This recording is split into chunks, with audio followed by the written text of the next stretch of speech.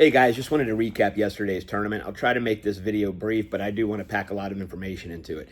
First of all, thank everyone for competing yesterday, representing the team well. I think everybody did a great job. It takes a lot to get out there and compete. When you compete in anything, you definitely open the door for criticism.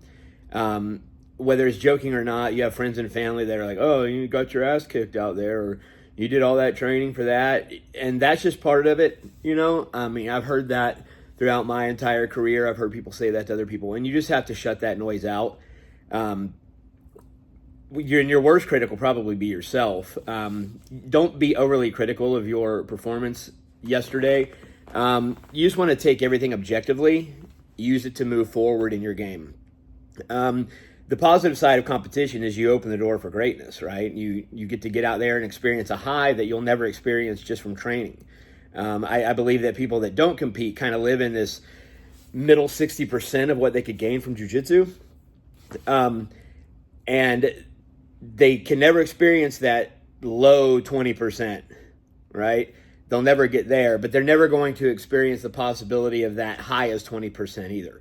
So jiu-jitsu is what you want to make of it. You know, if competition's not for you, it's not for you, but just realize you're kind of cutting yourself out of some of the experiences that jiu-jitsu can give you. Now, for everyone that competed yesterday, whether you're ever going to compete again or not, I think you need to take the information given to improve your game. So this is for everybody. You need to look at what happened in the tournament yesterday.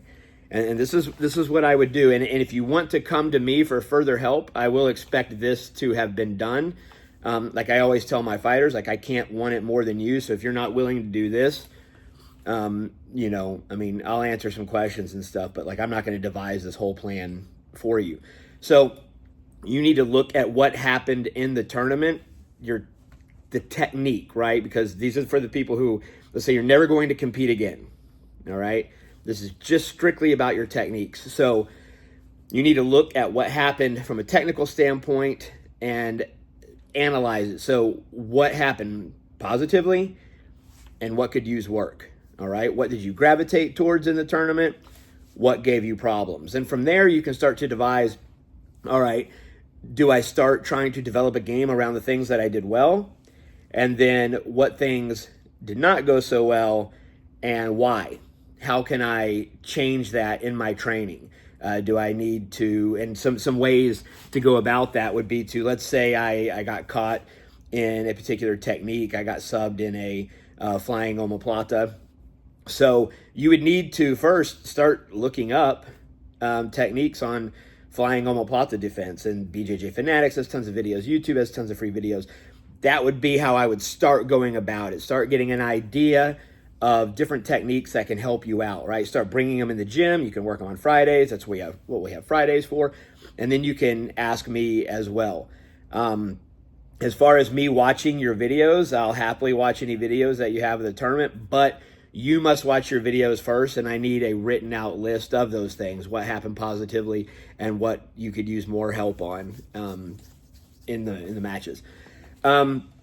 So for my people that are going to compete again on any level, and it might be someone who says, hey, I want to go be a world champion, but it could also be someone that says, I'm just going to compete in Knoxville whenever tournaments are in Knoxville, or I'm going to only travel within 1 hour of Knoxville. Whatever your competition goals are, I advise you to look ahead and plan for these tournaments way in advance.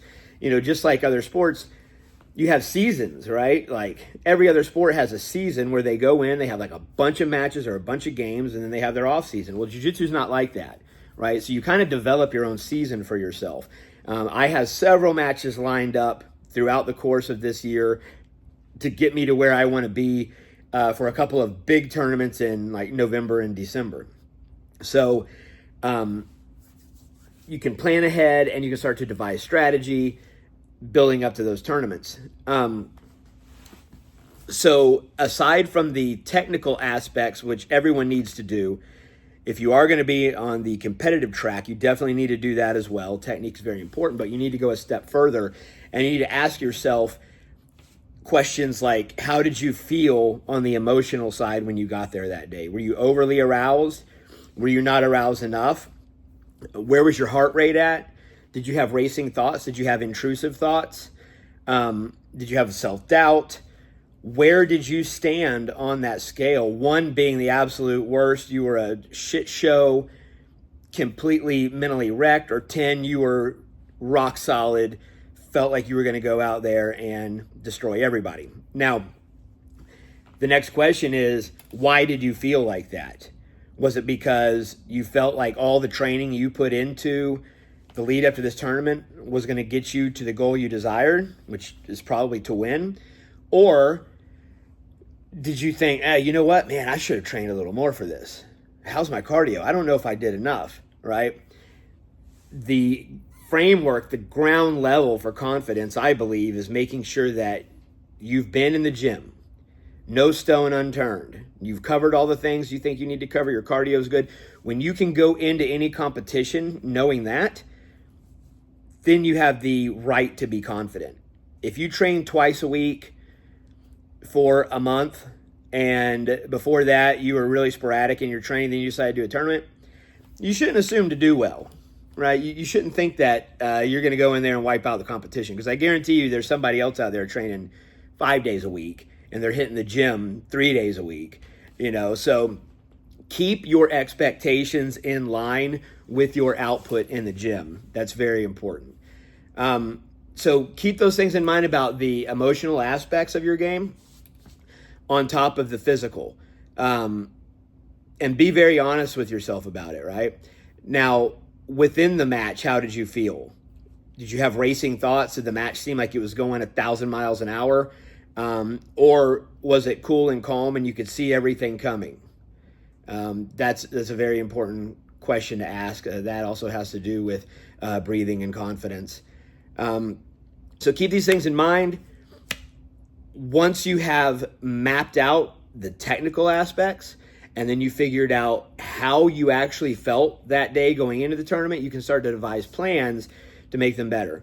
And then as far as those go from an individual level, you can definitely set sessions up with me. We can talk about those things, but written out, the reflection of the tournament, I call it an after action review, where you go into depth on what you thought happened technically, why you thought it happened, how you can rectify it.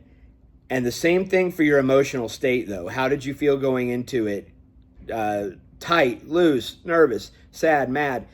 You really have to explore all these emotions, which seems a little woo-woo, but it's actually a massive part to competition. I mean, that's what sets competition apart from training in the gym, because all the techniques that you do on the mat in competition are the exact same that you do on the mat.